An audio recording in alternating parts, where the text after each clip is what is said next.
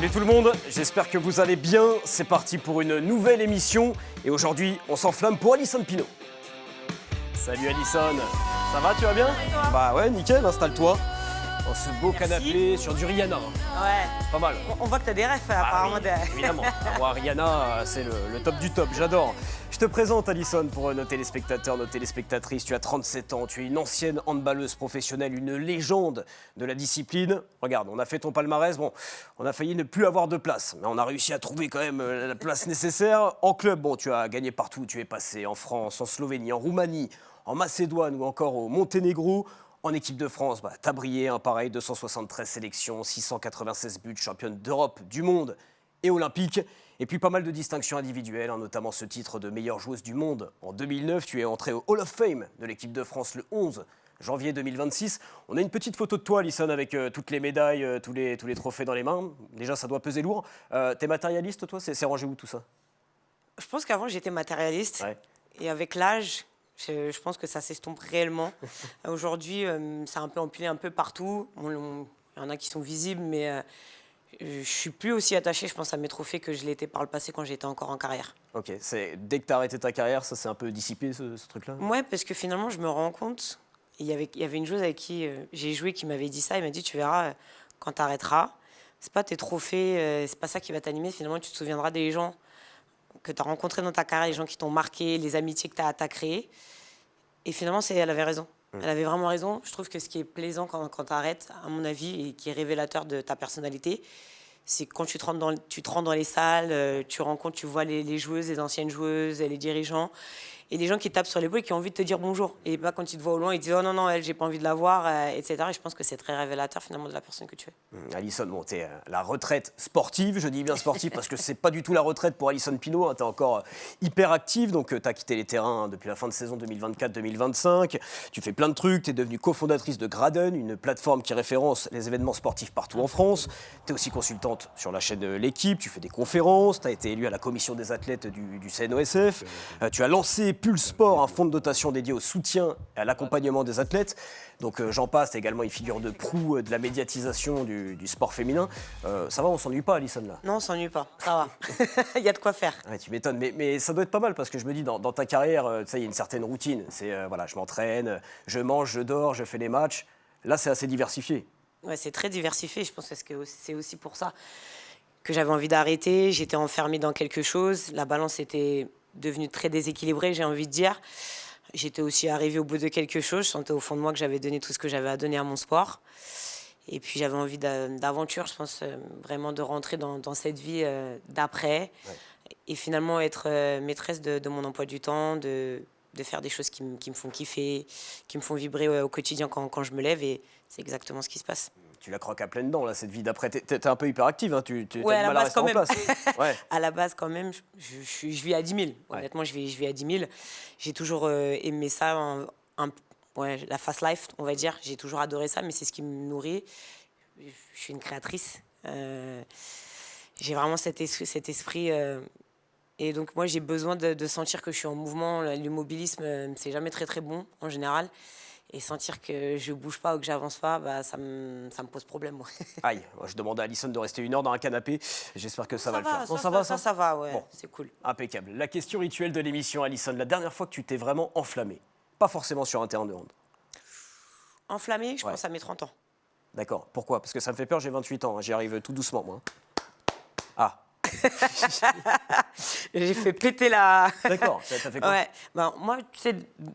Je suis pas du genre à fêter mes anniversaires. En général, bon, joyeux anniversaire, gâteau, tout ça. C'est bientôt, tiens, t'es né le 2 juin, toi. Hein. Ah non, 2 mai. C'était c'est passé. Ouais, je viens d'avoir 37 ans. Anniversaire en retard. Oh, merci, on est toujours au mois de mai, donc j'accepte.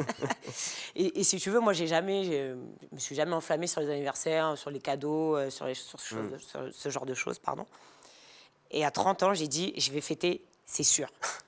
J'ai envie de faire un gros truc, et j'avais dit, par contre, je le fais si je suis championne d'Europe. Et ben, ça n'a pas loupé.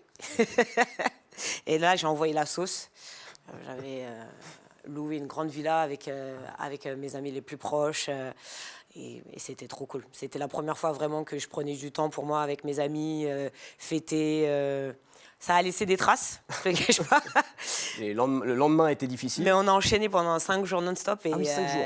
Ok. Ouais, et c'était pas mal. Bon, j'espère que j'aurai la même fête pour mes 30 ans. Bon, j'ai encore un tout petit peu de temps. Et tu sais quoi, Alison, moi je me suis pas assez enflammé aujourd'hui. Je te propose qu'on le fasse ensemble. Allez. C'est parti, on va allumer le feu.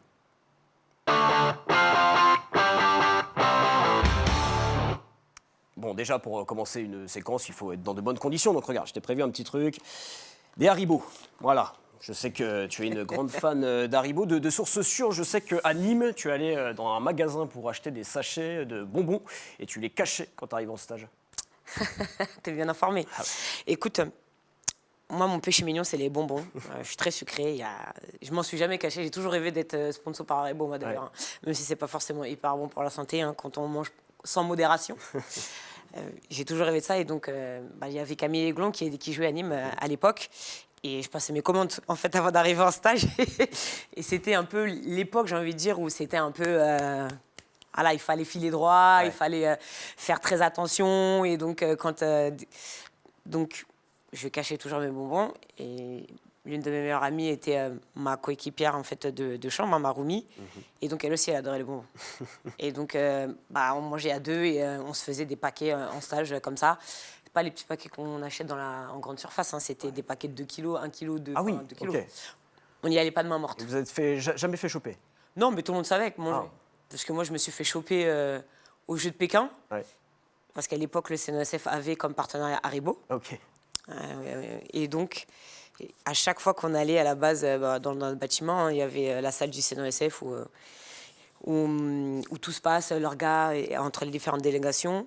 Et du coup, je passais, je prenais des pincées comme ça d'Haribo.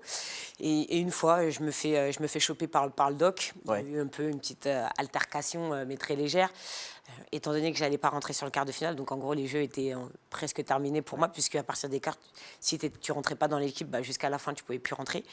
Et donc, le matin, il y avait le réveil musculaire. Et ils me disent, non, t'as pas besoin de venir au réveil musculaire. Donc moi, je reste à l'appart. Et puis du coup, j'avais ouvert mon petit paquet de bonbons et il y a le doc qui vient, il me fait, mais qu'est-ce que tu fais? Et je fais, vous m'avez dit de pas venir au réveil musculaire. Et donc, après, il a un peu tourné l'histoire en disant, oui, que j'étais en train de manger des bons becs devant la télé, Ah ouais, etc. Mais non, c'était pas ça. C'est que ils avaient oublié qu'il m'avait dit de pas venir. Et donc, lui, il m'a pris en flagrant délit en train de manger des bonbons, mais il a cru qu'en fait... J'avais tenté d'esquiver, non. Mais écoute, ils sont là pour toi. Hein. Je sais Merci que beaucoup. c'est les bonbons, c'est ni Ferrero Rocher, ni Milka, c'est les bonbons, les Haribo. On va parler donc dans cette interview évidemment de ton parcours, de tes titres, des moments un peu plus difficiles. Moi, je tiens à dire que je me suis régalé en lisant ton livre, Ali, Histoire d'une championne, sorti le 16 janvier 2024. Je m'en suis beaucoup inspiré pour préparer cette interview. Tu te livres dans ce bouquin, donc déjà bravo à toi. Merci. Et moi, je vais démarrer par une petite question, une citation qui arrive à la fin. C'est ta maman qui te laisse un petit mot et qui te dit « J'espère que cet ouvrage t'aidera à trouver une paix intérieure. Autrement, pourquoi réouvrir des vieilles blessures de 30 ans ?» Est-ce que ça t'a permis de trouver une paix intérieure? Est-ce que ça a été thérapeutique? Ouais, complètement. Moi, je pense que par rapport à mon enfance, ça m'a vraiment permis de mettre des mots sur des mots, MAUX. Je pense qu'aujourd'hui, d'avoir écrit ce livre, ça a été quelque chose de difficile, même au niveau familial. Mais au final, salvateur pour moi, parce que ce que je raconte dans ce livre, c'est ce que moi j'ai vécu au travers de mes yeux d'enfant, et parce que ma mère a vécu. Donc, mais j'entends tout à fait que forcément, quand on remue quelque chose qui date il y a très longtemps, c'est des douleurs. Mais je pense que moi, j'en avais besoin. Ouais. T'as eu des messages du coup après ce livre, alors de la famille, mais aussi d'autres personnes, des entraîneurs, des joueuses qui t'envoyaient des messages derrière? Ouais, il y a beaucoup de mamans qui m'ont remercié de parler de tout ce que j'ai raconté dans ce livre-là par rapport à leur petite fille, etc. Que c'était important aussi finalement de raconter cette partie de l'histoire, parce que Alison Pinault, finalement, on connaît énormément l'athlète, mais on ne connaît pas énormément la femme. Ouais. Et c'est ce que j'ai voulu retranscrire au travers de cette autobiographie. Et c'est ce que j'ai dit d'abord à Mejdaline. J'ai dit, pour faire un Wikipédia, un bouquin, moi, ça me sert à rien. Les gens, ils vont sur Wikipédia et puis ils font leur petite recherche et ils vont trouver. Et c'était vraiment ce que je voulais retranscrire dans ce bouquin, c'était finalement qu'on apprenne à connaître Alisson, qu'est-ce qui se cache derrière cette carapace. Ouais, bah, franchement, c'est vraiment réussi. Donc bravo à toi pour ça. On va se plonger dans ton parcours, Alisson. Tu es né à Chartres, tu as grandi à Aubervilliers. Alors, bon, tu es une championne de handball, mais tu aurais pu être une championne tout court, hein, de plein d'autres disciplines. Tu le racontes, hein, tu excelles en athlétisme, au foot, même au triathlon. Tu dis que bon, natation, c'est compliqué, vélo, tu reviens, et puis course à pied, tu fumes tout le monde. Même le tennis de table. Tu es devenue championne de France, UNSS de ping. Tu étais vraiment destinée à être une championne, peu importe la discipline. Ouais, je pense que c'est la réalité. Et je l'ai répété à plusieurs fois quand on m'a posé la question à chaque fois. J'ai toujours dit que j'ai su que j'allais faire du sport de haut niveau, que c'était ce que je voulais faire, mais je ne savais pas dans quel sport au départ. Parce que moi, je jouais dans mon quartier. Je jouais avec mes potes au foot, on s'essayait à tout, le basket, volley, enfin, vraiment à tout. Et puis, c'est un éducateur, finalement. Je pense que le premier éducateur, sans doute, qui était venu, me dit « Tu peux faire ça ?» Je pense que probablement, je l'aurais fait. Mais c'est vrai que depuis le premier jour que j'ai touché cette balle de hand, bah, j'ai pas quitté le gymnase. Je me rappelle de cette première fois quand je rentre dans ce gymnase. Et puis, il y a cette aisance, il y a cette facilité. Tout de suite, tu sens que tu es faite pour ça? Je sais pas si on peut dire si je suis faite pour ça, mais en tout cas, tu sens qu'il y a une facilité qui te fait dire, bah ouais, en fait, je peux exceller dans ce sport. Je peux avoir une trajectoire. Moi, il y a un truc qui m'a fait halluciner en lisant le bouquin. Je reprends un peu ces championnats de France UNSS de ping. Donc déjà, avant d'y participer, tu n'avais quasiment jamais touché à la raquette. Hein. Tu fais quelques entraînements, tout de suite, Ouais, tu vois que... tous les mercredis, en fait, Voilà. au collège, je faisais les entraînements, mais j'avais jamais fait de compète. Ouais, ça c'est assez dingue. Donc première compète championnat de France. Finale. Donc tu as 11 ans à l'époque, tu es malmené, ton adversaire elle se procure une balle de match. Et là, tu dis, dos au mur, je m'accroche en me répétant que je suis meilleur qu'elle, que je l'ai toujours su au fond. À 11 ans, je cultive déjà une envie irrépressible de me prouver que je peux renverser des montagnes si je le décide. Mais ça, moi, quand j'ai vu ça, je me suis dit, mais j'ai réfléchi, je me suis dit, à 11 ans, moi, comment je... non, je réagissais pas comme ça, je pensais pas comme ça. Tu avais déjà cette mentalité de championne. Tu sais, c'est marrant que tu me parles de ça. Je le raconte dans le bouquin. Et c'est au cours de ma carrière, quand les gens m'ont demandé, mais elle vient d'où cette résilience? Comment tu fais pour à chaque fois rebondir? Et c'est à partir de ce moment-là que j'ai commencé à réfléchir à ce qui s'était passé dans mon enfance, dans toutes ces années finalement où j'ai commencé à faire du sport. Et moi, je pense réellement que la pièce maîtresse de cette femme que je suis devenue, que je suis en train de façonner et qui continue à grandir, ça part de ce point. Parce que je savais que j'étais meilleure qu'elle. Je pense que dans ma jeunesse, j'ai pas beaucoup connu d'échecs. Même quand je faisais du sport pour le fun, mais que c'était compète, j'ai toujours été très compète, j'ai toujours été très compétitive. Et je savais que j'étais meilleure que cette nana parce que tous mes matchs que j'avais fait précédemment, je les avais maltraités. Je m'étais qualifiée assez facilement et à la finale, finalement, je me retrouve dos au mur. Je me fais agresser sur les premiers points et puis peut-être un peu le stress et tout, etc. Et peut-être comme j'avais gagné facilement, moi, je me dis, ouais, ça va passer crème. Tu la joues facile et finalement, ça passe pas. Et quand je me suis retrouvée dos au mur, comme tu l'as expliqué, je pense que je me suis dit, en tant que gamine, c'est pas possible que je perde ce match-là, alors que je sais que je suis bien meilleure qu'elle. Et je pense que ce que je ressens sur le moment, je pense que je le sens au fond de moi, c'est que il faut juste un point. Il faut débloquer le compteur pour que je me rassure et que ça parte. Et finalement, c'est ce qui se passe, c'est qu'il y a ce point, ça débloque le truc et après, je l'éteins. C'est fou hein, d'avoir cette mentalité. Je suis tombé sur une déclaration de Philippe Bana, donc l'ancien DTN, actuel président de la Fédé, en 2017, hein, dans Libération. Et il dit, Ali, elle était pro bien avant tout le monde. Est-ce que ça, toi, tu l'as ressenti très vite, que tu avais une longueur d'avance sur les autres dans le professionnalisme? Bien sûr. Je pense que j'ai fait partie des premières athlètes françaises, en tout cas dans les sports co, et surtout dans le handball. Quand il y a un agent, ça a fait beaucoup jaser, puisque à l'époque, ça se faisait pas, ça se faisait que dans le foot. Mon agent venait du foot, mais sa fille faisait du handball. On a joué dans la même équipe. Et c'est lui qui m'a dit, mais tu sais, si tu veux partir à l'étranger, je suis aussi agent. Et c'est comme ça qu'a commencé notre relation. J'ai été la première à avoir un staff autour de moi, médical, préparation physique, alors que ça se faisait pas. Je pense que moi, j'ai toujours compris assez vite, et je l'ai bien fait au fur et à mesure de ma carrière, que quand je commençais un peu à être un peu plus faible, ou que la jeunesse arrivait assez rapidement, j'ai toujours su m'adapter rapidement. J'ai toujours su trouver les clés et comprendre là où j'avais une remise en question à faire. Et j'ai toujours été dans l'évolution, toujours à vouloir m'améliorer, voir où je pouvais toujours garder le cap finalement. et je pense que c'est ce qui fait ma longévité. Sur toute cette carrière, je pense que c'est grâce à ça. J'ai été à un moment en avance, puis après, je me suis fait rattraper. Et ensuite, ça a été la construction finalement de toujours garder ce niveau minimum qui te permet justement de toujours en fait rester au haut niveau. C'est marrant parce que l'ancienne génération, tu vois, tout sport confondu, tout sport de haut niveau, quand elle voit arriver la nouvelle génération, tout le monde se dit waouh, c'est impressionnant, le professionnalisme, la maturité. Toi, tu n'as pas eu cette réflexion en fait. Tu t'es dit les petites jeunes qui arrivent maintenant, elles étaient comme moi dans les années 2008-2009 quoi. Ouais. Je pense que c'est exactement ça. Et puis, on est à une époque où aujourd'hui, entre guillemets, les réseaux sociaux font énormément. À l'époque, tu n'avais pas l'information comme tu l'as aujourd'hui. Donc, ça démocratise énormément de choses. Et il y a l'information se transmet assez rapidement. Tu vas là-bas, tu es déjà au courant. Donc, les jeunes, ils ont tous les avantages aujourd'hui. Et entre guillemets, ils n'ont pas d'excuses. C'est-à-dire, tu ne peux pas dire, je ne connais pas un tel. Avec le bouche à oreille, ça va très, très vite. Les gens, tu cherches un agent, tu le trouves facilement. Tu cherches un préparateur physique, il y en a à foison. Tu vas sur les réseaux, tu écris un message. Voilà, c'est le moyen de communication. À l'époque, tu n'as pas ça. T'as pas ça. Donc moi, quand je commence au début, j'ai eu la chance d'avoir un Arthur Yapo, des gens qui ont été compétents, qui m'ont inspiré et qui me disaient, à un moment donné, tu sais que tu vas devoir passer dans... Ton sport, il va évoluer et que tu vas devoir devenir plus pro. Parce que quand moi, je commence, le sport, il n'est pas professionnel réellement encore à ce moment-là. C'est-à-dire que quand tu vois les filles sur le terrain, certaines filles, ce n'étaient pas des réelles athlètes. Aujourd'hui, tu as des nanas qui ont des gaps de 1,85, 1,88, 90. Les nanas, elles courent comme des ailières, comme des... Enfin, on n'est plus dans le même game. Il y a une telle intensité, il y a tellement de choses qui ont changé, qui ont évolué, mais dans le bon sens. Mais c'est aussi ce qu'on veut. C'est une évolution, c'est une avancée. Et moi, de toute façon, la concurrence, j'ai jamais vu ça d'un mauvais œil. J'ai toujours pris ça, finalement, avec beaucoup de recul. C'est-à-dire qu'à un moment donné, la concurrence, elle est là pour exister.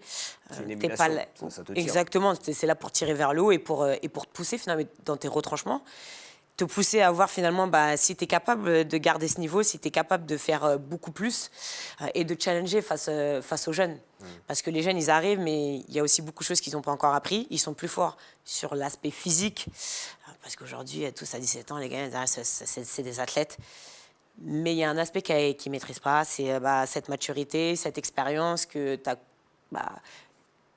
finalement que tu acquiers tout au long de ta carrière. Et c'est pas en arrivant à 20 ans que tu sais tout.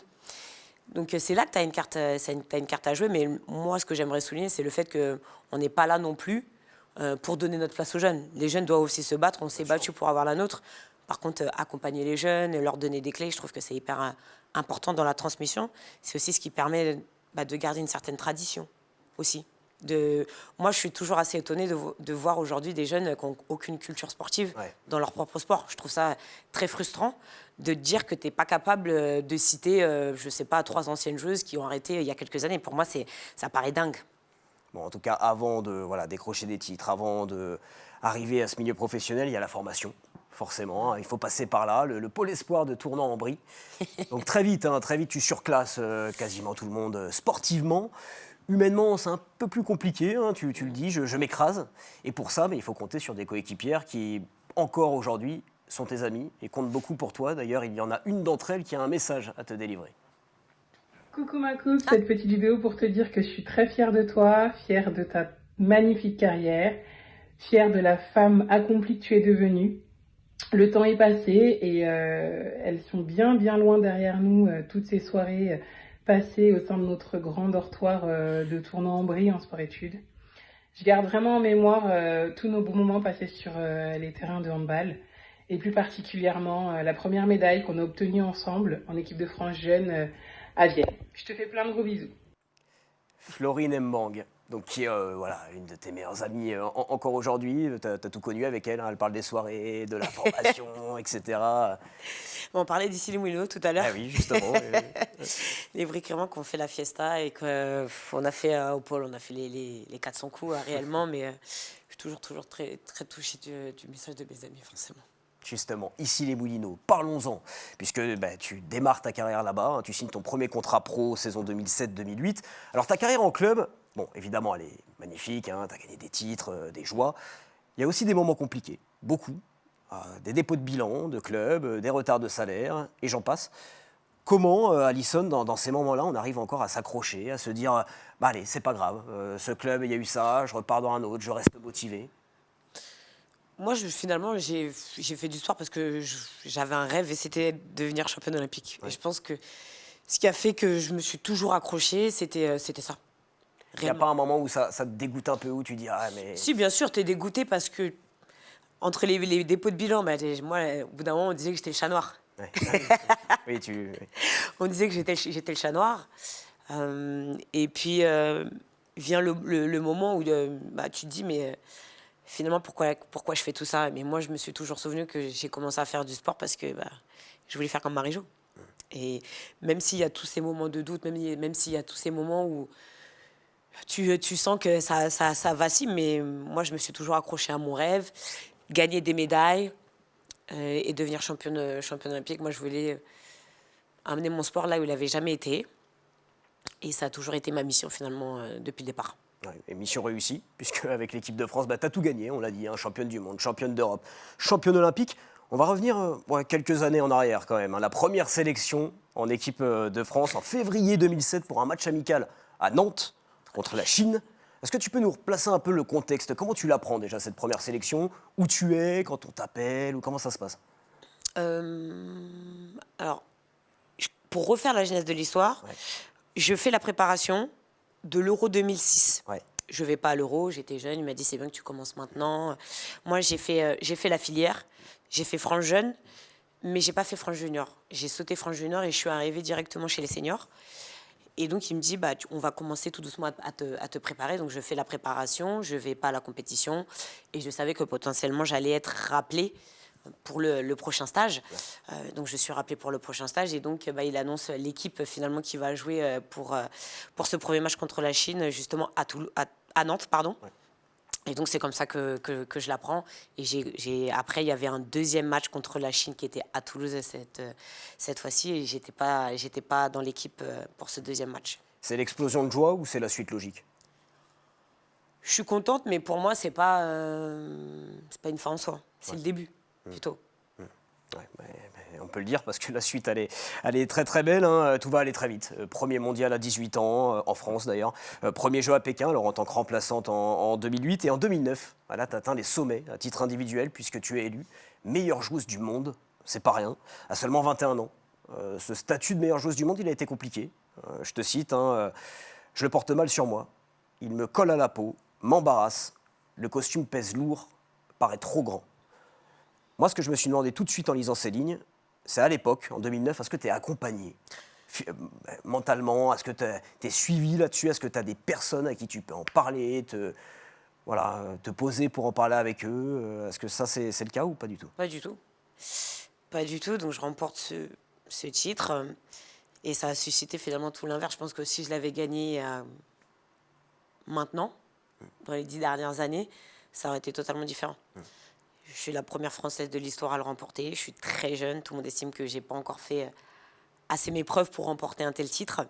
Ce qui est dingue, parce qu'en plus, c'est un vote sur les réseaux, à une époque où les réseaux ne sont pas Il autant n'y avait pas la développés place. que Et maintenant. c'est ça finalement qui me rend le plus fière aujourd'hui. Donc c'était vraiment les Exactement. aficionados de la C'est ça. discipline qui votaient. C'est ça. Et il a été très mal accueilli, malgré que mon président, je pense c'était le plus heureux du monde à l'époque, Joël Delplanque, qui me passe un coup de fil pour me l'annoncer, pour me dire, écoute, j'ai l'honneur et la chance de t'annoncer que t'as gagné. T'as été élue meilleure joueuse du monde. Tu t'y attendais pas du tout? Non, honnêtement, je pense que je m'y attends pas parce que je suis dans la liste. Il y a aussi 2 joueuses énormes qui peuvent prétendre. Et comme j'étais jeune, je me suis dit non, que c'était pas encore l'heure. Et finalement, je le remporte et je suis sur les fesses carrément quand je me revois dans mon canapé à Metz. Je l'apprends de cette manière-là. Et je me dis, c'est fou. Ouais. Je me dis, c'est fou. Mais ça a été difficile parce que ça a suscité énormément de jalousie. Et finalement, c'est à ce moment-là qu'il y a énormément de choses aussi qui ont changé en moi. C'est là aussi que je me suis rendu compte que je devais me protéger. Et finalement, je me suis réfugiée dans le travail. C'est vrai qu'il y a eu cette carapace qui s'est construite. Parce que les gens, au lieu d'être contents pour moi, ils étaient jaloux. Ouais. Et tu te dis, mais purée, je suis la première Française à le remporter. Et finalement, c'est tout l'inverse. Les gens m'envient, les gens me jalousent. Et même dans ma propre équipe, c'est ça qui était fou. Mais c'est la vie, ça fait partie de mon parcours. Et rien n'a jamais été facile. Il a fallu l'assumer à un moment donné où je pense que j'étais très, très jeune. Et j'avais pas d'entourage, j'étais pas prête à le recevoir. Et c'est vrai que c'était un moment où moi, j'étais vraiment focus sport. C'est-à-dire que moi, je voulais gagner des médailles, je voulais gagner des titres, je voulais être la meilleure. J'affichais mes ambitions aux yeux de tout le monde. J'avais aucun problème avec ça. J'assumais, en fait, finalement, tout ce que je disais. Mais parce que j'avais une force de travail qui était incroyable, je pense, pour l'époque. Et j'ai toujours su me faire mal et je suis dure au mal. Une force de travail incroyable qui va te mener aux Jeux. Alors, Jeux de Pékin en tant que remplaçante, les premiers Jeux disputés sur le terrain à Londres, 2012. Bon, sportivement, évidemment, c'est pas un super souvenir, une élimination d'un petit but contre le Monténégro en quart de finale. Par contre, en dehors du terrain, c'est le top du top, c'est les meilleurs Jeux, Alison. Ouais. Pourquoi? Ouais, non, carrément. Enfin, moi, je me rappelle, le village de Londres, c'était fabuleux. Ouais, beaucoup d'athlètes me disent ça ici. Il y avait une ambiance extraordinaire. Tu sentais que c'était léger, mais en même temps, c'était fun. Le fait que le village soit vraiment à taille humaine, tous les athlètes étaient assez proches. Et c'est marrant, moi, je revois Tipeee. Ouais. Et je l'avais vu sur des jeux avant, et il était pas dans le même mood. Et vraiment, il disait bonjour, il était content d'être là, et tu vois, alors que les autres jeux, ça avait été compliqué. Ouais. C'était un peu en mode snob, j'ai envie de dire, mais après, ça n'a rien à faire là, j'ai envie de dire. Je revois cette photo que les handballeuses suédoises ont postée avec Usain Bolt. Moi, je revois Rafa. Tu croises Phelps aussi, non? Ouais, c'était lunaire, ces jeux. C'est pour ça que je dis, c'est vraiment des jeux qui m'ont marqué, moi. Parce qu'il y avait une proximité et une légèreté sans être épié, sans être pour tous les athlètes.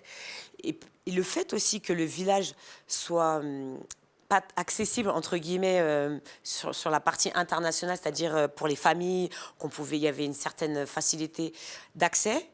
Et finalement, ça a permis aussi à pas mal de monde de sortir du village et de voir sa famille. C'était vraiment cool. Moi, j'ai vraiment aimé ces jeux, même si franchement, c'est un souvenir douloureux pour moi sur le plan sportif.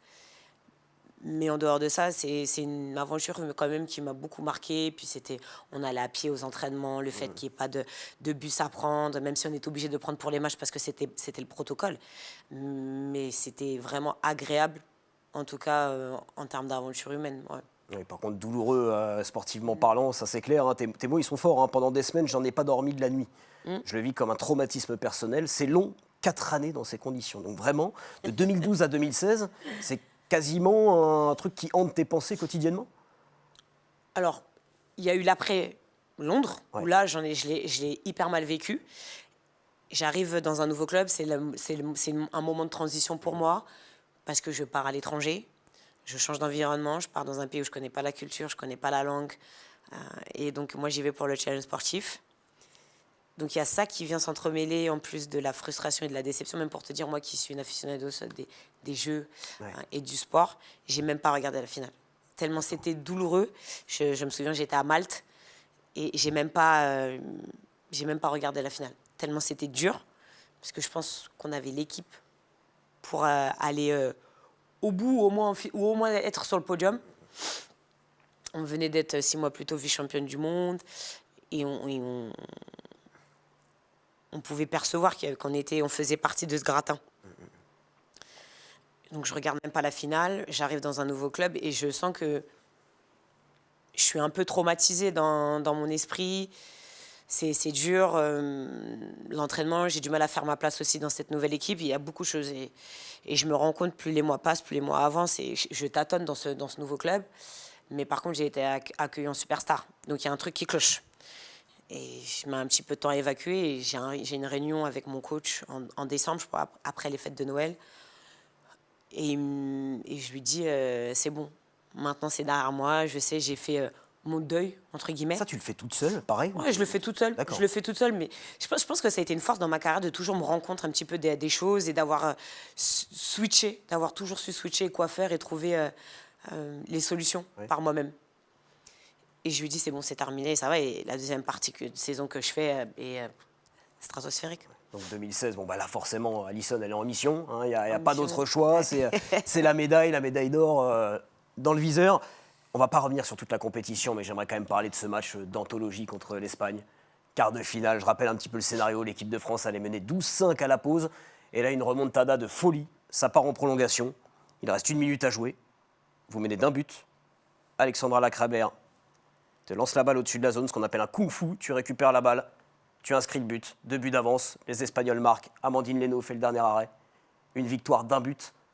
Est-ce que tu penses que sans cette victoire, l'histoire des Bleus aurait été différente ensuite?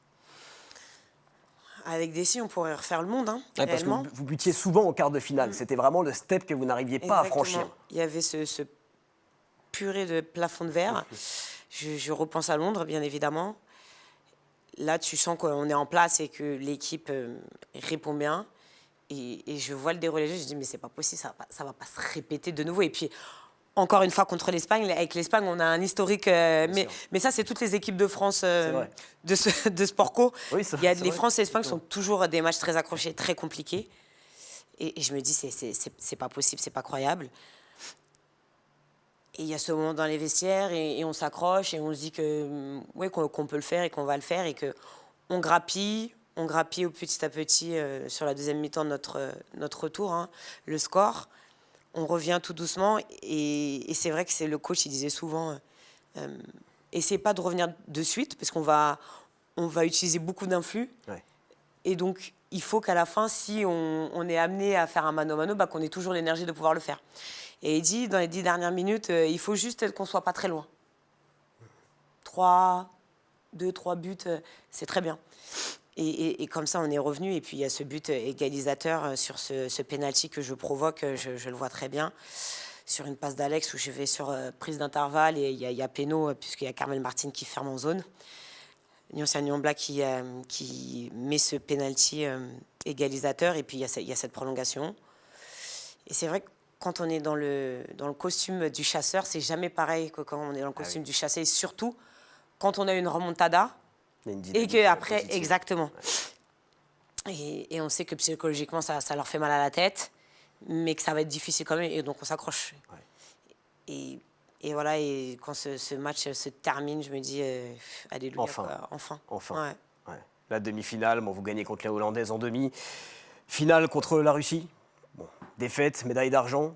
Alors pareil, là c'est un moment hyper marquant du bouquin parce que tu dis que tout le monde digère finalement le revers en mesurant le chemin parcouru. C'est quand même exceptionnel, c'est une première médaille olympique, tout est magnifique. Mais tu dis, moi je me répète qu'après 3 Olympiades, j'ai toujours pas gagné l'or. Je veux marquer mon sport, une immense déception me tourmente. T'arrives pas à savourer l'argent. Non mais c'est fort. C'est pas que je le... Sur le moment, c'est sûr que je le savoure pas. Ouais. Puisque tu regardes le podium, tu regardes les photos, la seule nana qui pleure, quand on pleure, c'est moi. Qui est avec la plus grande tristesse du monde. Tu as l'impression que la fille, elle a fini au pied du podium. Et du coup, je rentre... Donc c'est sûr que le moment est terrible pour moi. Je rentre au village. Et il y a tout le clan français, tous ceux qui étaient venus nous encourager, qui me disent « Mais tu te rends pas compte, il y en a qui arrêtent leur carrière, là, qui n'ont pas de médaille. » Et c'est vrai que ça m'aide à relativiser, mais par contre, tout ce que tu as dit avant, c'est vrai. C'est-à-dire que moi, le fait de ne pas avoir été championne olympique, c'est pas possible. Ouais. Voilà. Non mais c'est quand même... Cette image, elle est... Là, c'est une Alison Pinault abattue, quoi. Abattue, et en plus, je me souviens très bien des moments. C'était dur sur cette fin de match. On voyait bien que la Russie était un cran, et puis on était cuite. On était cuite physiquement. Donc, Bon, ensuite, les yeux rivés sur les JO de Tokyo. Voilà, on n'a pas eu la médaille d'or à Rio, donc Tokyo. Mais avant Tokyo, il y a des médailles à aller chercher. Championnat du monde 2017. Et là, c'est un Un comeback phénoménal d'Alison Pinault qui, au départ, n'était pas prévu puisque tu te blesses à la cheville cette année-là. Tu vas devoir passer sur la table d'opération en juillet 2017. Le chirurgien, lui, te dit, bon, c'est mort. Là, Alison, ça va être compliqué. Toi, tu dis, non, impossible n'est pas Alison Pinault, je vais revenir. Tu fais ces championnats du monde, tu les gagnes. Donc, premier gros titre avec l'équipe de France. C'est le titre le plus émotionnel de ta carrière? Non. C'est lequel? Non, c'est un titre qui est fort parce que il y a cette blessure. Donc, je me suis blessée avant les Jeux de Rio. Ouais. La blessure, elle vient de là. Ah oui, donc c'est un truc que tu Tirais depuis... Le chir me dit, je lui dis non mais je peux pas me faire opérer, il y a les Jeux, enfin il va y avoir le championnat d'Europe à la maison, je me ferai opérer. Il m'a dit tu peux jouer, etc. Donc moi, super warrior comme d'hab, je me dis c'est bon, je vais arriver jusqu'au championnat d'Europe et après le championnat d'Europe, je me ferai opérer. Je rentre en club. La saison a été très très dure, j'ai dû me strapper à partir de février. Je sens que le dernier petit ligament finalement qui tenait ma cheville pète. Et à partir de ce moment-là, j'ai dû me strapper à tous les entraînements jusqu'à la fin. Ça a été mentalement épuisant. Ouais. Et j'ai pas d'autre choix que de me faire opérer. Et je me dis, bordel, il y a le championnat du monde. Au début, ils avaient dit 9 mois. C'est des médecins, comme d'habitude, ils sont pessimistes. Je vais voir le chi, on fait des examens. Je lui dis 6 mois, possible, non. Il me dit oui, c'est possible, c'est une ligamentoplastie, mais bon, attention quand même, on verra l'évolution. Je me fais opérer en juillet. Il me dit, il m'a dit, on est plus sur 6 mois que 9. Il m'a dit, c'est moins grave que ce qu'on imaginait. Ta cheville est plutôt belle. Voilà. Ouais. Et donc, moi, je dis, OK, 6 mois. Je fais ma rééducation. En septembre, je cours normalement. Je sens que mon corps s'est très bien régénéré. Et donc, je pose mes questions. Comme à chaque fois, je lui dis, je cours. Est-ce que... Et moi, j'entends dire, je me rappelle bien, c'est Ladji Doucouré, qui me dit, mais non, mais tu peux revenir en 4 mois avec ça. C'est des mythos. Je dis quoi? Je lui dis quoi? Et donc, j'en parle au chir et je lui dis, est-ce que c'est possible que j'aille au championnat du monde? Et il me dit oui. Il me dit oui, c'est possible. Il m'a dit, on fait un point à 2 mois. Il m'a dit, à 3 mois, quand tu viens, avant ta phase de reprise de moment, on décidera en fonction de ton évolution. Il m'a donné le feu vert et il fallait pas me donner le feu vert parce que moi, T'as foncé, bien sûr. Ouais, j'ai foncé, bien sûr, comme d'habitude. C'est un sacré comeback. Donc ce titre mondial, derrière, la série est lancée. Championnat d'Europe 2018 en France. Tu commences par ça dans le bouquin. Tu commences par parler des championnats d'Europe. Pourquoi? C'est un moment marquant quand même. Il y a ce carton rouge, il y a le fait que l'Euro soit à la maison. Moi, j'ai eu la chance de vivre le Mondial 2007. Ça a été ma première grande compétition internationale avec l'équipe de France. Il y a plein de choses, plein de sentiments qui s'entremêlent par rapport à cette question-là. Parce que tu commences dans le bouquin par un truc, entre guillemets, un petit peu négatif, où tu dis que rapidement dans la compétition, Olivier Crumbles, donc le sélectionneur de l'équipe de France, te sort de ton rôle habituel. Il te demande exclusivement d'être là pour la défense. Tu dis que c'est dur. Ensuite, il y a cette fameuse histoire du pénalty, la finale contre la Russie. 15-13 pour l'équipe de France. On est à la 36e minute. Faute des Russes. Tu te présentes sur la ligne pour tirer ce jet de 7 mètres. Et alors là, tu marques, le ballon frôle et effleure l'oreille de la gardienne russe. Incompréhension, puisque le but est validé et tu prends carton rouge. Et là, je vais ressortir mes petits cadres, Alison, mais il y a 2 images très marquantes. C'est ta sortie du terrain, où tu es dévasté. Dévasté. À ce moment-là, tu dis, je vais faire perdre mon équipe, j'ai fait la plus grosse connerie possible, quoi. J'ai pas fait de connerie, parce que la règle, c'est la règle. Ouais. C'est-à-dire que si le ballon avait été dans la tête, tu valides pas le but, parce qu'il n'y a pas de but. Ouais. Donc moi, ma question, c'est comment on passe de ça, ou les images que tu as là dans l'écran, et là, le switch mental, il est fort, à ça. Une Alison possédée, transcendée, qui donne énormément d'énergie à toutes ses coéquipières qui vont le faire, quoi. C'est ça. Je sens que t'es encore ému de parler de ça. En fait, je pense que je suis ému de parler de tellement de choses. Non, mais c'est intéressant parce que tu vois, ça fait quand même un paquet d'années. J'ai l'impression que de repas... c'est un peu un chapitre qui est derrière moi. Et c'est vrai que on réouvre de choses. Et c'est vrai que depuis que j'ai arrêté, je me suis pas remémoré tous ces souvenirs, toutes ces choses. Donc... Mais en effet, moi, je pense que ce qui a fait la différence aussi dans ma carrière, c'est que j'ai jamais été une plaie pour mon équipe. C'est-à-dire que à un moment donné, c'est aussi un sport d'équipe. T'as beau briller, quand tu viens dans une compétition, même si c'est dur, on te donne un rôle et donc tu dois essayer de te glisser dans ce rôle-là. Parce qu'on est à la fin du game, on est tous dans le même bateau et on veut tous la même chose.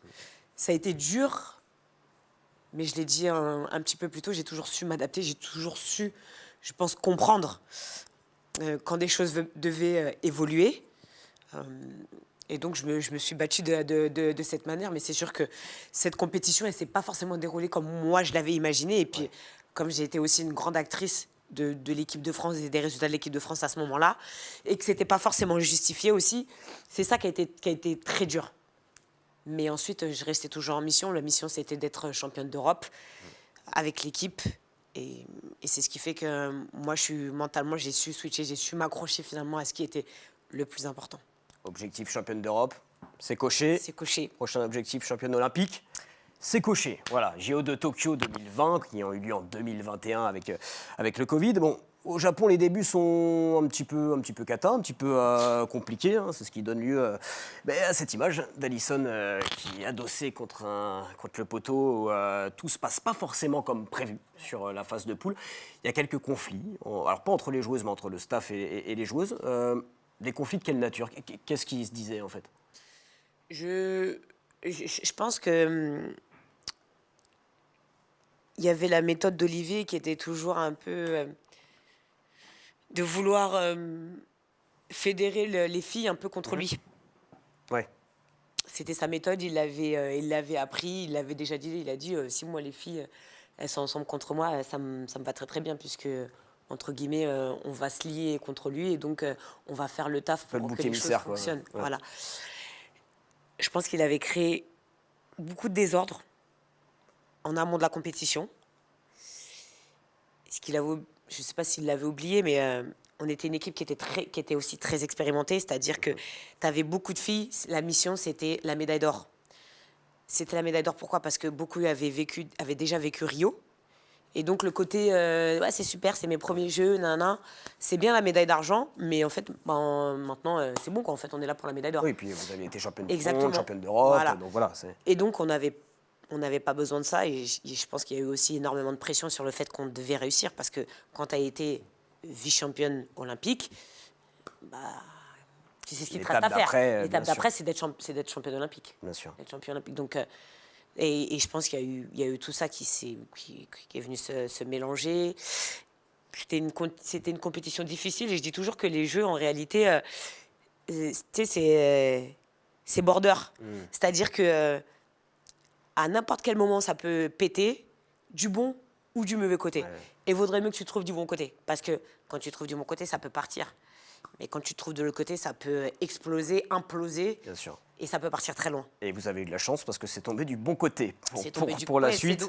C'est tombé du bon côté parce qu'on a fait en sorte que ça tombe du bon côté. Bien sûr. Qu'est-ce qui a fait d'ailleurs qu'il y a eu un renversement comme ça Je pense que c'est par rapport aux expérimentés de l'équipe. Vous avez pris les rênes un peu en disant, bon allez, maintenant... On a su rester focus sur ce qui était le plus important. On a su imposer nos propres règles à nous-mêmes. Comment travailler pour tirer le maximum de ce groupe-là. Et après, on avait des interlocuteurs privilégiés, j'ai envie de dire, avec le coach pour faire en sorte que les messages qui devaient passer passent de la bonne manière, sans que ça écorche ou que ça attise, j'ai envie de dire, la nervosité. Donc, c'était notre stratégie, en tout cas, à ce moment-là. Et puis voilà, c'est comme ça qu'on a réussi. On a beaucoup échangé entre nous. On a aussi... moi, j'ai échangé aussi avec... notre capitaine de l'époque qui malheureusement n'a pas pu faire ses jeux, Siraba Mbele, et qui était notre capitaine, qui s'est blessé quelques mois avant au tendon d'Achille. Et voilà, c'est ce qui nous a permis d'aller au bout, d'avoir eu des échanges aussi apaisés avec le coach, avec des personnes où on savait que ça pouvait matcher, que ça pouvait être beaucoup plus simple dans les échanges. Et c'est comme ça qu'on a penché du bon côté. Aller au bout dans cette finale contre la Russie. Bon, la Russie, encore une fois. Voilà, encore une fois, un remake de la finale des championnats d'Europe, remake de la finale de Rio 2016. Le match est assez serré. Il y a 2 buts d'avance pour l'équipe de France. Et à la 35e minute, là, vous allez accélérer. En inscrivant 6 buts, sans en concéder un seul. À quel moment, toi, Alison, tu te dis, sur le parquet, je ne sais pas d'ailleurs si tu te le dis, mais sur le terrain, on va le faire. Ça y est, on va être championne olympique, là. Non, mais moi, de toute façon, je l'avais déjà dit. Je crois que c'est après le match contre la Russie, Ouais. en poule. Bien sûr, c'était toujours pour Bibi quand il fallait à la média pour essuyer les plâtres en cas de défaite. Et je me présente aux médias et j'ai dit, c'est pas grave, j'ai dit, je sais qu'on sera championne olympique. Ouais. Je le dis. Je dis, je le sens au fond de moi-même, on sera championne olympique. Parce que finalement, toutes les déceptions, tout ce qui s'était passé sur les Olympiades précédentes, je pense que nous, les anciennes, on avait ça. On avait cette rage, on avait ce truc supplémentaire. Et que finalement, on avait un peu la sensation d'avoir les clés. Et c'est ce qui nous a permis finalement d'aller au bout. Et cette Russie, il y avait cette revanche quand même de 2016. Bien sûr. C'est une longue histoire avec la Russie. Il s'est passé tellement de choses. Mais, et tu sens quand le match il bascule et tu te rapproches, le temps passe. C'est un sentiment tellement incroyable. Et puis il y a eu cette demi-finale aussi qui a été très très accrochée avec la Suède. C'est photo là, regarde, elle est magnifique cette photo. Ouais. Tu touches plus le sol, clairement. Je suis en lévitation. Ouais, je sais qui je regarde à ce moment-là, je m'en souviens très très bien, c'était Alexandra Lacrabert. Ouais.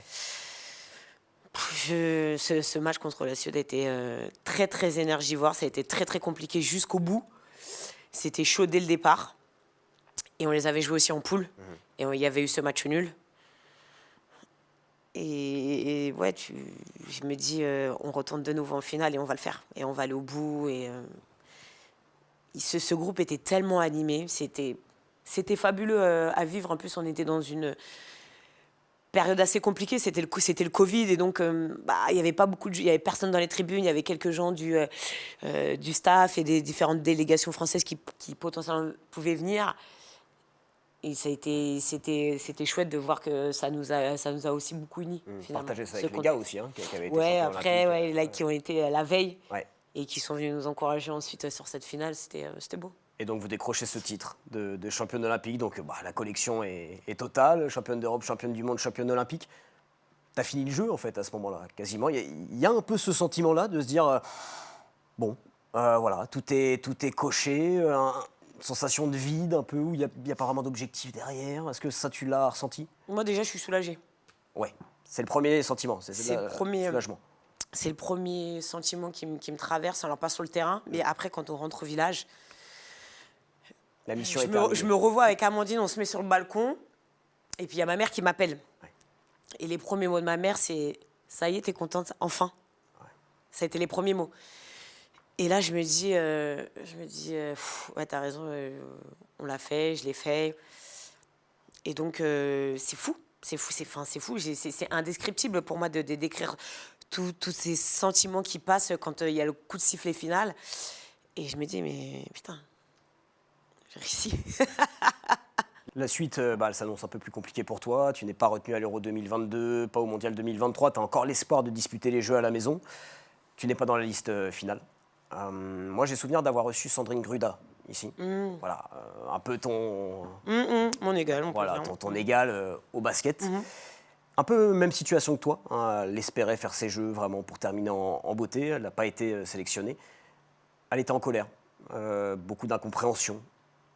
Est-ce que tu as ressenti la même chose, Alison? Je pense pas. Je pense que l'histoire est différente. Parce que Sandrine, elle fait la compétition un an avant. Toi, tu t'y étais préparée? Oui, en quelque sorte. Je savais qu'il y avait mes chances, c'était infime quand t'es pas appelé une fois, 2 fois. Bien évidemment, au fond de moi, il y avait un infime espoir et tu sais jamais. Et puis commencer en France, donc ta première compète de 2007 et finir, c'est vrai que bon, là, ça faisait sens. Voilà, la boucle est bouclée. Mais... L'histoire a été très très belle, mais je suis pas dans la même situation qu'elle. Je pense qu'elle, ça a été un choc. Ouais. Il y a eu forcément beaucoup d'incompréhension, comme tu le dis, de colère, entre guillemets. Elle l'a vécu un peu comme une punition. C'est la sensation, moi aussi, que j'ai eue. Parce qu'elle avait eu des mots très durs envers tout le monde. Et elle-même, à la suite de cette compétition, quand l'équipe de France est éliminée. Et forcément, t'es pas préparé t'es pas préparé. Moi, c'est pas que j'étais préparée, il y a eu de la déception, mais je tombais pas des nues. Oui. Donc, triste, mais pas abattu. Ouais, l'annonce d'Olivier Crumbles, enfin, t'en parles beaucoup dans ton livre d'ailleurs d'Olivier Crumbles. J'aimerais bien que tu me décrives ta relation avec lui en 3 mots, tiens. Pro. Tu dirais quoi? Je pense que professionnel. Je pense que professionnel, ça résume bien. J'ai jamais eu un contact privilégié avec lui. D'accord. C'est quelqu'un qui a mesuré le talent que j'avais et tout ce que je pouvais apporter à l'équipe de France très tôt, très jeune. Confiance aussi, je pense. Il m'a fait confiance très jeune et je lui ai rendu, je pense, bien rendu. Bien sûr. Je pense que c'est les mots qui résument de ma relation avec Olivier. Par contre, c'est vrai que quand j'ai commencé à prendre de l'âge et à affirmer certaines choses, que j'ai remis des choses en question par rapport à l'équipe de France, sur le jeu, sur un fonctionnement, sur certaines choses, il y a eu beaucoup de friction à un moment donné. Et peut-être que ça m'a porté préjudice, mais je suis restée égale à moi-même. J'ai fait, je pense, tout ce que j'avais à faire avec l'équipe de France. C'est sûr que faire les jeux à la maison et terminer de cette manière, comme Nico a eu la chance de pouvoir le faire, ça aurait été magnifique. Ouais. Mais entre guillemets, j'ai eu une chance incroyable derrière qui fait que ça a atténué, je pense, énormément de choses. On est dans On s'enflamme. Donc je suis obligé de te parler d'une histoire de flamme. Voilà, hein, les belles images. 27 juin 2024, à Metz, t'es la dernière relayeuse. Et le 26 juillet 2024, hein, lors de la cérémonie d'ouverture, tu fais partie du groupe très fermé des icônes du sport français qui se relaient pour allumer la flamme. Voilà, on te voit avec Marie-Josée Pérec, la légende. D'avoir vécu ça, comment dire, alors même si tu t'y étais un petit peu préparé à ne pas être au jeu, est-ce que ça permet complètement d'atténuer la petite plaie, on va dire? Complètement. Ouais. C'est un tel privilège, je pense que moi, je l'ai réalisé au travers de tous les messages que j'ai reçus. Tu te rends compte à quel point c'est grandiose le moment et un privilège, le moment auquel je viens de participer. Et il y a quelqu'un qui m'a dit, tu sais, c'est pas donné à tout le monde d'être regardé par 2 milliards de personnes dans le monde avec une flamme. Et là, tu dis, t'as pas tort. Et c'est le sentiment qui m'anime. C'est ce que j'ai senti au travers de ce moment-là, c'est vraiment la fierté des gens. Mais vraiment. Vraiment, vraiment. Là, ça dépassait le seuil de la famille du handball. Bien sûr. Vraiment. Mais vraiment, moi, il y a des gens avec qui j'ai joué, dans tous les clubs où j'ai joué. Il y a des gens qui m'ont écrit, avec qui je n'avais pas parlé depuis des années, qui m'ont dit « Waouh !» qui m'ont reconnu, qui m'ont dit « Waouh, on t'a vu. Ouais. On t'a vu. » Et ça m'a marqué. Ça m'a marqué, ça aussi, de me dire mec, tu laisses une empreinte, en fait, c'est indélébile. C'est-à-dire qu'on va parler, dans je ne sais pas combien d'années, de cette cérémonie, des Jeux de Paris. Et j'en ferai partie de cette manière-là. Et en plus, tu vas rempiler une saison de plus avant de terminer ta carrière. À Metz, tu vas gagner des titres. Donc j'ai envie de dire que la boucle est bouclée. Et la boucle est bouclée pour nous aussi. On va pouvoir passer à la prochaine séquence de l'émission, Au coin du feu.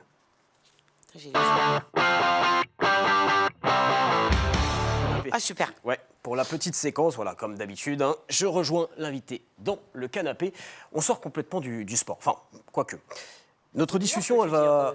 De quoi? C'est bizarre ce que tu dis, on sort du sport. Non, mais tu vas comprendre, tu vas comprendre. Notre discussion, elle va partir d'une déclaration d'un certain Kylian Mbappé, capitaine de l'équipe de France de football. Bon, est-ce que j'ai vraiment besoin de le présenter? Je ne sais pas. Non. Dans Vanity Fair, où il dit « Nous ne sommes pas déconnectés de ce qui se passe dans notre pays. Je sais ce que ça signifie pour mon pays lorsque des gens comme eux, hein, ils parlent du Rassemblement national, de l'extrême droite, arrivent aux commandes. » Ça fait écho avec toi, puisqu'en avril 2022, et t'en parles d'ailleurs dans ton livre, hein, sans trop hésiter, tu as appelé à voter contre Marine Le Pen au second tour de l'élection présidentielle de notre pays. Tu dis « Je souhaite pousser mes compatriotes à la réflexion contre une idéologie raciste qui s'exprime tantôt contre une couleur de peau, tantôt contre une religion. En tant qu'athlète, je n'ai aucun problème à m'exprimer publiquement sur des sujets politiques comme celui-ci. » Est-ce que, Alison, tu as pu avoir l'impression dans ta carrière qu'on voulait te retirer une forme de citoyenneté? C'est vrai. Souvent, les gens, ils font ce rapprochement. Ils disent, dans les commentaires, tu le vois bien, les gens, ils disent « Oh, mais vous restez des athlètes. » Mais en fait, avant d'être un athlète, on est un humain. On a les mêmes droits. Donc, il n'y a pas de raison qu'on ne puisse pas exprimer nos opinions. Les gens... lambda, si je peux dire ça comme ça, du commun des mortels, le font. Alors pourquoi Nous, avec notre étiquette d'athlète, on ne pourrait pas le faire. Toi, on a pu te le dire dans ta carrière, non, Alisson, reste à ta place, ne t'exprime pas là-dessus. Non, mais par contre, une fois que je m'étais exprimée, on me disait mais pourquoi tu vas là-dessus, D'accord. etc. C'était une j'ai tribune, déjà hein. eu. D'autres sportifs s'étaient aussi engagés, une Complètement. cinquantaine, je crois, Ouais, hein, ouais. à appeler à voter contre Tout à Marine fait. Le Pen. Ce qui est un peu paradoxal en plus, c'est que bon, le sport est politique. On vous demande à vous, sportifs, de ne pas vous exprimer, alors que les politiques, la première chose qu'ils vont faire, Exactement. c'est récupérer le sport et votre image pour se valoriser. C'est ça, exactement. Aujourd'hui, de toute façon, le sport, on sait qu'il est tous politique. Ceux qui pensent que le sport n'est pas politique, et ça a pris une telle dimension depuis les Jeux de Paris. Ouais. Les politiques utilisent le sport à tout va pour valoriser certaines choses, leurs actions, leurs paroles, leurs programmes. Donc le sport, il faut se rendre compte que c'est un vecteur très puissant, social, politique, économique, pour beaucoup de monde. Et ceux qui savent bien l'utiliser en font des choses plus ou moins bien. Ça dépend pour qui. Souleymane Diawara, est-ce que ça te parle? Bien sûr. Voilà, ancien footballeur, footballeur de Bordeaux. qui s'est exprimé. T'es hyper calé, toi. Hein, Alisson, on peut pas la. Voilà, ancien footballeur de Bordeaux, donc qui s'est exprimé sur RMC dans l'émission Roten sans flamme. Lui, il dit en tant qu'ancien sportif, j'évite de parler parce que je sais que ce sont des sujets sensibles. Il faut éviter d'en parler parce que dès que tu donnes ton avis, tu en prends plein la figure. Bon, je suppose que c'est quelque chose que tu comprends, mais est-ce que c'est aussi un discours qui, entre guillemets, t'agace un petit peu? Vous avez une parole tellement puissante qui peut rassembler tellement de monde qu'est-ce qu'il ne faut pas l'utiliser? Complètement, si tu l'utilises à bon escient pour fédérer, pour sensibiliser. Moi, quand je m'exprime, c'est surtout ça, c'est que je pense à toute cette jeunesse, je pense à tout ce qui va se passer, comment ils vont grandir et dans quel contexte. On sait l'impact que ça peut avoir. Je comprends, je comprends le fait que tous les athlètes ne soient pas à l'aise avec ça pour pouvoir déjà, simplement déjà en général s'exprimer dans les médias au sujet de sa propre personne, mais s'exprimer sur des sujets autres, ça peut être compliqué, surtout quand on ne maîtrise pas le sujet. Moi, par exemple, je déteste m'exprimer sur des choses que je ne maîtrise pas, et je l'entends tout à fait au sujet de Souleymane. Par contre, c'est dommage parce que je pense que pour beaucoup d'athlètes qui viennent des quartiers, ils ont cette image, ils ont ce pouvoir justement de sensibiliser les jeunes, de leur dire votre voix compte autant que celle d'un autre. Et donc c'est finalement à eux, à nous, de changer le cours de l'histoire. Si on veut que quelque chose bouge, c'est à nous de le faire, c'est à nous de le faire entendre. Donc c'est dommage par rapport à Souleymane, mais j'entends aussi le fait que lui, il n'est pas à l'aise avec ça. Et si à partir du moment où on n'est pas à l'aise, ça ne sert à rien d'y aller. Je vais te poser une dernière question un peu plus personnelle. J'ai 28 ans. Hein, voilà. La montée en puissance année après année du RN, moi, c'est quelque chose qui me fait peur, qui m'angoisse. Je trouve qu'on banalise des idées, des propos qui sont extrêmement choquants. Toi, tu viens du sport, c'est un milieu où il y a de la diversité, du brassage social, de la mixité. Est-ce que ça te fait peur aussi, Alisson, cette évolution de la société vers ce à quoi on tend là en ce moment? Complètement. Enfin, moi, ça m'alertait énormément. Et ça veut dire que notre société, entre guillemets, est un peu malade quand même. Et on dit souvent que la société, c'est voilà, un miroir. Exactement. Ça veut dire énormément de choses. Tout ce qui se passe, ça veut dire il y a du malheur, je pense. Il y a de la frustration aussi dans les yeux des gens, tu vois. Entre la tristesse, la rage, il y a beaucoup de choses qui se mélangent, ce qui fait que les gens partent d'un extrême à un autre. Et pour moi, de toute manière, les deux extrêmes, ce sont des extrêmes. Donc, que ce soit à gauche ou à droite, c'est un peu flippant des fois quand tu écoutes, mais la droite, c'est encore plus flippant. Et forcément, c'est triste de voir qu'on en arrive là, finalement, parce que la force de la France, qui caractérise la France, c'est sa diversité. Et encore plus dans le sport. Ce qui fait que la France brille de mille feux et sous toutes ses couleurs. C'est grâce en fait à son melting pot, à sa diversité, à cette mixité qui lui permet de se sublimer finalement aussi à l'international. Merci pour ce mot, Alisson. Merci. Et on va finir l'émission avec la petite tier list. Voilà, ce qui sublime l'émission, c'est la tier list. Allez, c'est parti.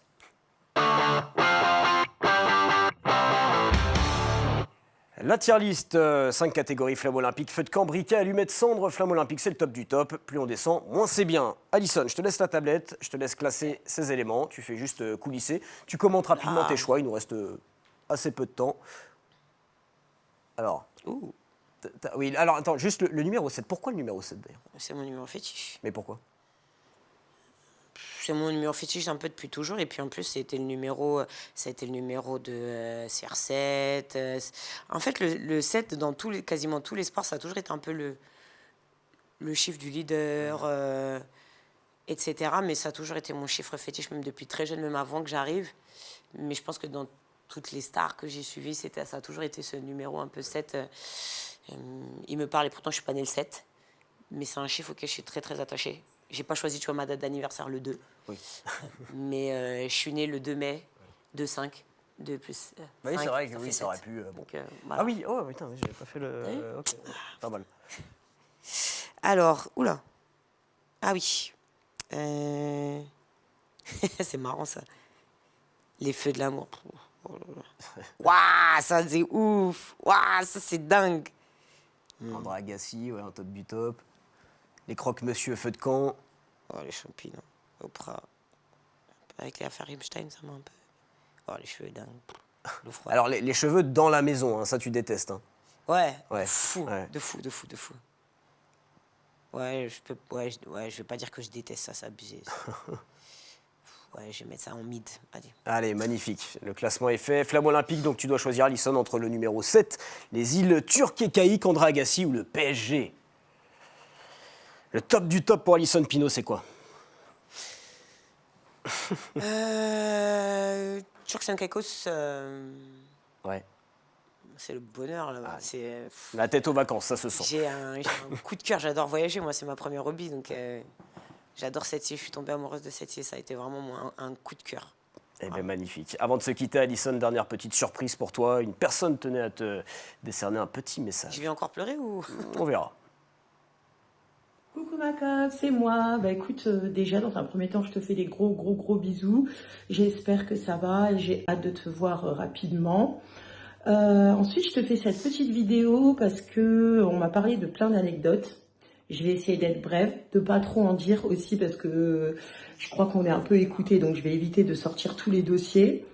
Est-ce que tu te rappelles de cette fameuse histoire de maillot en stage avant l'arrivée de Lina? Dans un premier temps, je voulais parler de l'histoire du lait, mais je me suis dit, je vais m'arrêter au maillot, c'est peut-être mieux. Voilà, bah écoute, on se voit très vite, je t'embrasse très fort.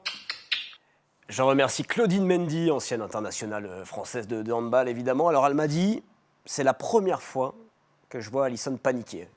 Donc, je te laisse m'expliquer cette anecdote et puis on terminera l'émission là-dessus. Alors si je me souviens bien, écoute, j'avais pas mon maillot. Ouais. J'avais pas mon maillot. C'était la folie. Et là, je suis pris de panique parce que je me dis, putain, j'ai pas mon maillot, qu'est-ce qui se passe? Enfin, et pourtant, j'ai fait des dingueries. Hein. Ouais. J'ai vraiment fait des dingueries dans ma carrière. Une fois, premier club à l'étranger, Ligue des Champions, je dois rentrer. J'ai pas mon maillot sur moi, en fait, j'ai tout, mais j'ai pas mon maillot. Quelqu'un qui a cherché en équipe de France, je l'ai fait une fois aussi. Pareil, j'avais pas mon maillot sur moi, etc. Parce que, tu sais, dans le hand, souvent, on est pris par le temps et tout s'enchaîne. Et donc, des fois, le coach, il rentre rapidement dans le vestiaire. Et donc, après, ouais, faut y aller. Et là, cette fois-ci, c'était ça. J'avais pas mon maillot. Je me souviens pas exactement de ce qui s'est passé avant l'après avec Lina, mais c'était un délire. Et c'est vrai que c'était la première fois où je pense que j'étais vraiment en panique. D'habitude, je garde plutôt bien mon calme. Mais là, cette fois-ci, c'était juste avant un match. On allait bientôt partir. Bref, la totale.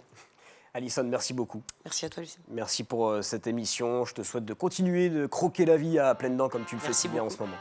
Merci. Je vais remercier toute l'équipe en régie, Julien Perronnet à l'édition, Alexis Bénichou à la réalisation, Enzo Morello qui l'a accompagné aussi à la réal, Alban Deberg au son et Sandrine David au maquillage. On se retrouve la semaine prochaine pour un nouveau On s'enflamme. Salut tout le monde.